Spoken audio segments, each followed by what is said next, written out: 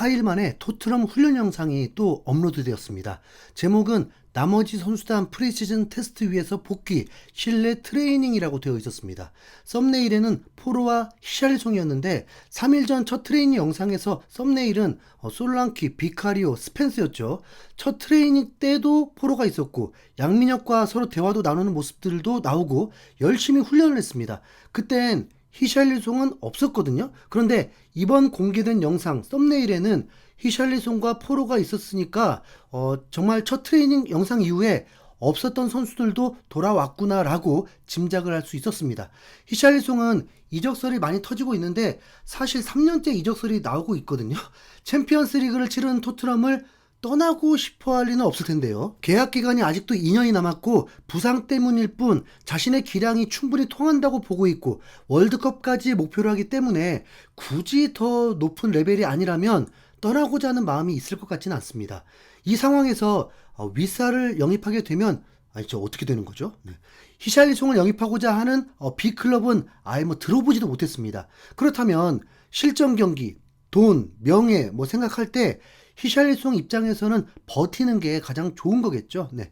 히샬리송 아직 30살도 안 됐습니다. 토트넘이 이적료도 챙기지 않고 방출을 한다? 말이 안 되죠. 레벨이 낮은 팀으로 가겠다고 한다? 그럴 리가 없잖아요. 네. 그래서일까요? 히샬리송은 이적설과 상관없이 훈련에 집중하고 있었습니다. 위사 대 히샬리송. 어떤 선수가 더 우위일까요? 우선 히샬리송은 부상이 많았던 거고 위사도 본래 지난 시즌처럼 많은 골을 넣는 선수는 아니었는데 프랭크 감독이 레벨업을 시켰기 때문에 히샬리송도 프랭크 감독이 골을 많이 넣는 선수로 다시 거듭나게 할 수도 있잖아요. 네.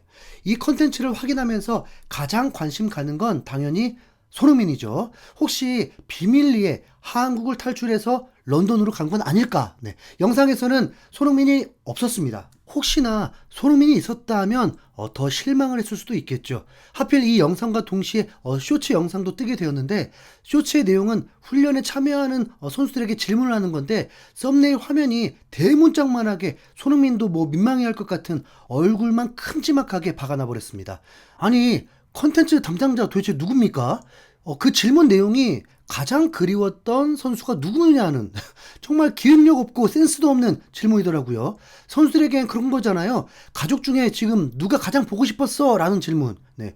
이런 건 보통 어린아이한테나 하는 질문인데 하지만 그래도 내심 선수들이 소니라고 해주길 바라는 것도 있었는데 양민혁 외에는 아무도 소니라고 한 선수가 없었습니다. 손흥민을 이적으로 몰아가는 언론들의 조장 분위기에 컨텐츠에서도 손흥민이 드러나지 않게 되면 뭔가 좀 신경이 쓰이는 거죠. 손흥민은 런던에 가지 않은 것입니다. 네. 트레이닝 영상에는 주장단 로메로, 메디슨, 비카리오 모두 다 있었고요. 이적설이 돌고 있는데 히샬리송, 로메로, 비수마, 솔로몬 등 또 다 있었습니다. 국가대표로 뛰었던 선수들도 다 복귀했습니다. 부상자였던 선수들도 다 복귀했습니다. 그나마 아치그레이만 못 본 것 같습니다. 이 정도면 구단 측이든 프랭크 감독이든 전원 소집이라고 한 것 같은데 왜 손흥민이 오지 않았을까요? 네. 영상의 댓글에서도 손흥민은 왜 없냐는 질문들이 종종 있더라고요. 아무도 모릅니다. 우선 골드 기자가 한국 기준 새벽에 방송을 했는데 댓글로 국가대표 선수들도 복귀하면서 혈액 검사와 다른 검사들을 마치고 훈련에 복귀할 예정이다. 로메로도 그 중에 한 명이다 라고 했는데 손흥민은 이 시스템에서 예외인 상황인 거예요. 네. 런던을 가지 않은 전제라면 손흥민은 목요일, 금요일 안으로 런던을 떠나는 것이 확실해 보입니다. 우선 손흥민을 배려한다고 해도 너무 지나치면 좀 안 되잖아요. 네. 해외 매체들 소식을 걸러서 보면 그래도 손흥민이 프랭크 감독과 의견을 나눠야 한다는 얘기는 신빙성이 있어 보이잖아요. 우선 손흥민 출국 여부 정보가 있는지 뒤져봤는데 딱히 찾을 수는 없었고 런던 비행기 시간을 확인해 보니까 대한항공이 11시경에 있더라고요. 그런데 진짜로 손흥민 출국 소식을 확인하게 되었습니다. 2025년 7월 10일 아침에 트위터에 손흥민이 공항에 도착한 영상이 올라오면서 확인이 되었는데요. 도대체 손흥민 사인 받는 분들은 손흥민 출국을 어떻게 알고 기다리고 있는 거죠? 네, 누가 좀 알려주십시오. 네. 설마 대한항공 비행편을 예상하고 무조건 기다리고 있는 팬들은 아니겠죠? 네. 한 여성 팬은 손흥민에게 생신이라고 했다가 생일이라고 정정을 해주고 사인 받으면서 이런저런 질문도 하더라고요. 이에 손흥민은 성의껏 응해주었습니다. 손흥민은 경호원과 함께 있었고 가족이 동행하진 않았습니다. 확실한 건 손흥민은 비행기를 탑니다. 네. 예측대로라면 런던에 도착이지만 그건 또 혹시 모르죠. 네. 런던에 도착하면 현지 기준 10일 오후 4시에서 5시가 됩니다. 그러면 한국 시간으로는 금요일 오후 5시에서 6시경이 될 것입니다. 그날이 팬들에게 가장 궁금할 상황이겠죠.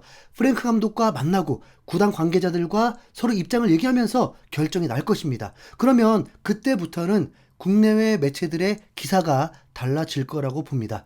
손흥민이 생일일 때도 선수들은 손흥민을 캡틴이라고 했던 거 전해드렸죠. 프랭크 감독이 손흥민의 영향력을 알면서도 캡틴을 바꾸겠다고 한다면 그건 정말 대변화가 될 것입니다. 소니 네가 떠나도 좋다라고 한 말과 다름없게 되죠. 맨유 센터백 맥과이어는 솔샤르 감독이 뽑았었습니다. 그런데 솔샤르 감독이 경질되고 테라 감독이 맡게 됐을 때 맥과이어가 아닌 브루노로 바꿔버린 적이 있습니다. 이건 감독 성향에 따라 다른 거죠. 네. 그런데 맥과이어는 당시 높은 주급 때문인지 떠날 생각은 아예 없고 주장직만 브루노에게 넘기고 그대로 맨유에서 3년째 선수 생활을 이어가게 되었습니다. 이런 경우는 흔치 않죠. 보통은 주장직이 끝나면 대부분 이적을 선택하게 됩니다. 리버풀의 핸더슨도 주장직 내려놓고 사우디로 이적을 했고 그 이후에 아약스로 다시 턴을 했고 맨시티는 10년째 과르디올라 감독인데 귄두안이 주장직을 내려놓고 바르셀로나로 떠났었고 다시 2년 전에 맨시티로 돌아왔지만 캡틴은 아닙니다. 카일 워커가 주장이었다가 임대로 떠나고 데브라이너가 주장을 했고 데브라이너가 주장직을 내려놓고 베르나르도 실바가 맡다가 데브라이너는 1년 뒤인 올 시즌 나폴리로 떠나게 되었습니다.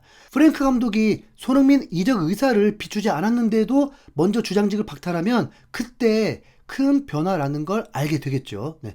사람 마음 다 다르겠지만 손흥민이 돈이 아쉬울 것도 아니고 주장직이 박탈된다면 팀을 떠나야 하는 게 맞다고 보는데요. 하지만 반대로 프랭크 감독이 손흥민에게 캡틴이 돼주길 원한다면 3박자가 다 맞아지면서 새로운 시즌을 맞게 됩니다. 손흥민 활용을 극대화할 수 있는 공격 축구를 하게 될 테니까요. 네.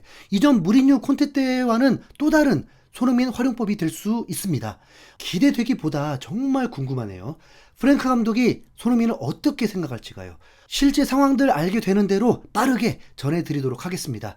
월클답게 메시 호날두처럼 손흥민 시대가 계속 이어지길 응원하겠습니다.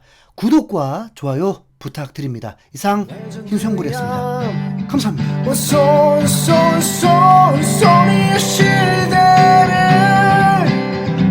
우리는 살아가 수백 개의 골보다 천만 배의 기쁨을 주잖아. 손 부러지고 금 가고 터지고 쓰러져도 한계를 모르는 거친 호흡이 희망을 주잖아. 손의 시대